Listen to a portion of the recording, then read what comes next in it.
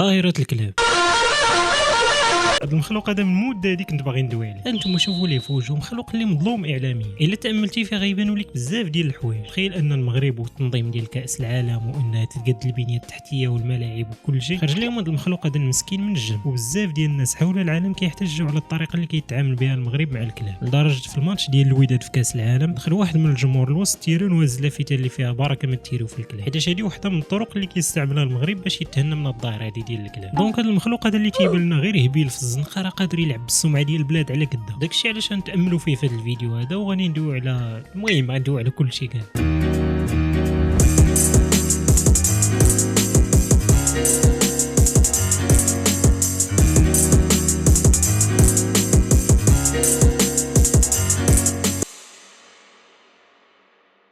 الانترو تكلبنات. المهم قبل ما نبداو شكرا بزاف على 50,000 ابوني، راه شي حاجه ما يمكنش الدراري. كاين اللي كتبان لي رقم صغير مقارنه مع هادشي اللي كتشوفوا، ولكن راه كتبان لي شي حاجه اللي كبيره. بدينا هادشي ظاهر في الضحك هي 50,000 دابا، شوف سبحان الله العظيم. المهم نعاود نقولها شكرا لكم بزاف بزاف، واستمروا في الدعم ديالكم. ما تنساوش لايك لهذا الفيديو هذا حتى هو، واللي جديد يدير ابوني، وما تنساوش تدعموا مع خوتنا في غزه وتوصلوا صوتهم. وندخلوا للموضوع ديال الفيديو.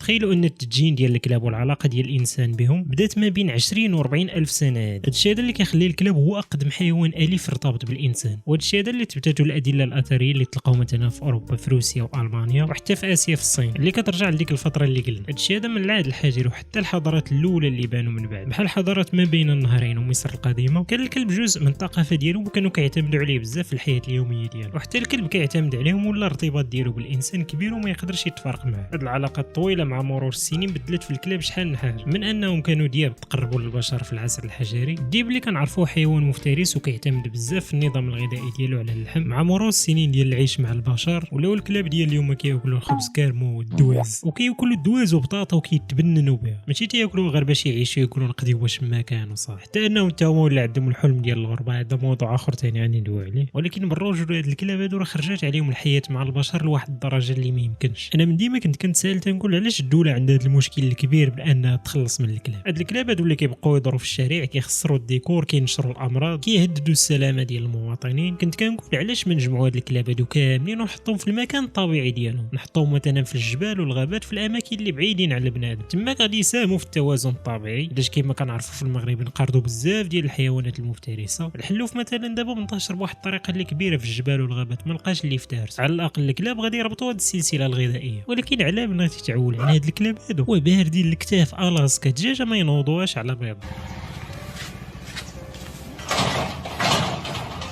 ما كيصيدوا يقادوا السلسله الغذائيه، ما كيقراو، ما خدامين، ما كيديروا اي كوميرس. النهار وما طلت تلقاوهم متكين في الظل ولا فوق الكازو، كيجيو من الجوع كيمشيو لشي بركاصه كيتكيوها كيشتتوا مفلار، ولا كيمشيو للمارشي على الله وعسى يلقاو تماك شي محسنين يدبروا عليهم. نهار كيبغيو يديروا شي مجهود ويتحركوا كيخليك حتى كتكون خارج مع الصباح، يا اما باغي تريني، يا اما غادي تقرا، يا اما غادي تخدم، ولا غادي تصلي الفجر، وكيجمعوا الشله ديالهم وكيجيو يتبعوا. الحياه ديال الشماكريه صافي كون يريد تعلموا درس من صاحب النص. هاد الاف السنين اللي عاشوا مع البشر خرجات عليهم وردتهم مرتبين، ما يقدروش يعتمدوا على راسهم في ابسط الحوايج. يعني صافي الحياه ديالهم مرتبطه بالتجمعات البشريه، لا في المدن لا في البوادي، ولكن بداو كيرجعوا لشي صفات اللي كاينين غير عند الدياب. نورمالمون الكلب اللي كيعيش مع بنادم على الاقل اللي عارفينها، ولكن الكلاب الضاله في المجموعات ديالهم دايرين بحال شي عشيره ديال الدياب. كتلقى واحد الكلب الفا هو القائد ديال ديك المجموعه، وكل واحد عارف الدور ديالو. الالفا هو اللي كلمته لا يعلى عليه في ديك المجموعه، تيبقى يصرفقهم ويسخرهم يجيبوا ليه الكارون، المهم كلشي ديال. زيد على ان الكلاب عندهم واحد القدره خارقه انهم يقراو بنادم. كنشوفوهم كيبان لنا غير هبل، ولكن غير من الملامح ديالنا كيعرفونا فاش كنفكروا. كتلاقيكم شي طريق كيبقى جاري معاك من بعيد واش غادي تضرب ولا لا، كيعرف شنو غدير واش خايف ولا لا. الا كنتي خايف ديك الساعه كيتبعوا، وكيعرفوا الاشخاص اللي يقدروا يثيقوا فيهم ولا لا. هاد القضيه دي في البشر وباقي ما فاهمينش بعضياتنا.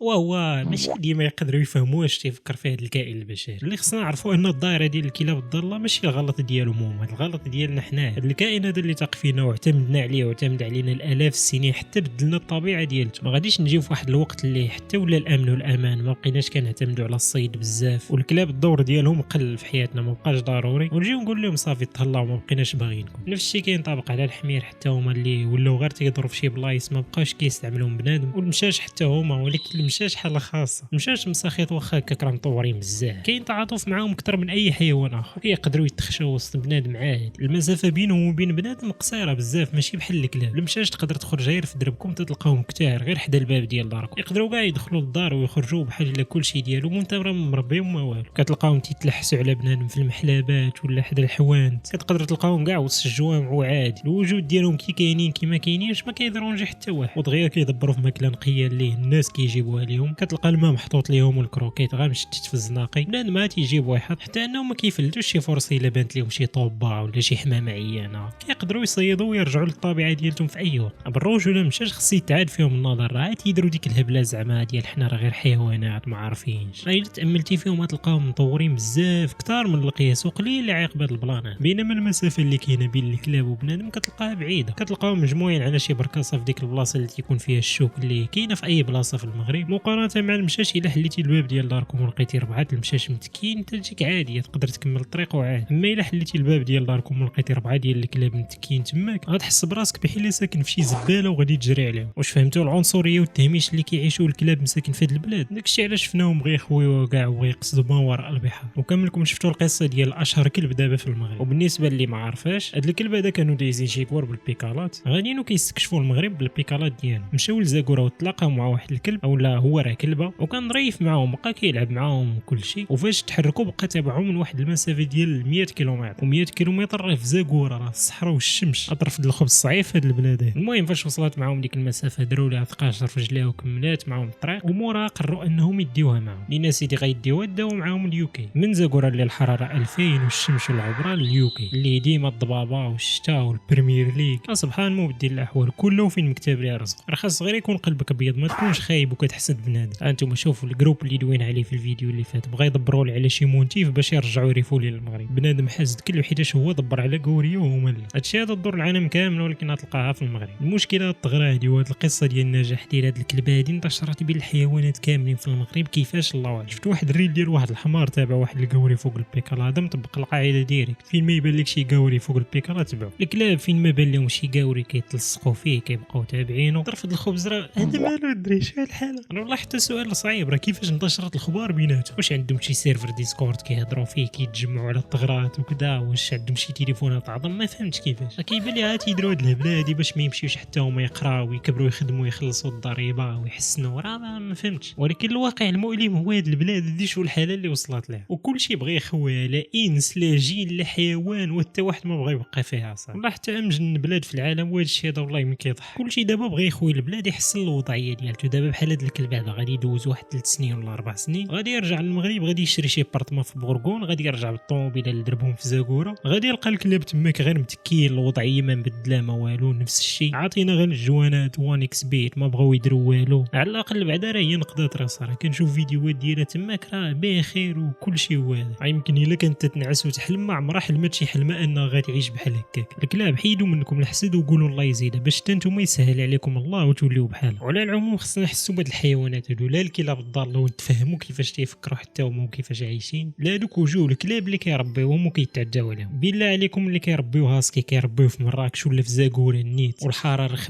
واش هادو عندهم عقل ولا عندهم البوراز ديال الكلاب وسط راسهم؟ ما فهمتش كيفاش كيفكر. الا عيشتي هاسكي في ديك الحراره اللي معيشوا فيها راه بحال انت هزينك بدوك الحوايج اللي كتلبس في الصيف في مراكش نحطوك في سيبيريا، كاين اللي كاع ما كيقدرش عليك يلوح ويتشرد برا تيولي حتى هو من هاد الكلاب الضال. ولكن امجن حاجه شفتها. السلام عليكم، انا نوريكم واحد المنظر غتلقاو عندنا في سلا. هانتوما بيتبول مطلوق في سلا، هو بيتبول عايش في الزنقه كاكل البضال، ها هو بيتبول.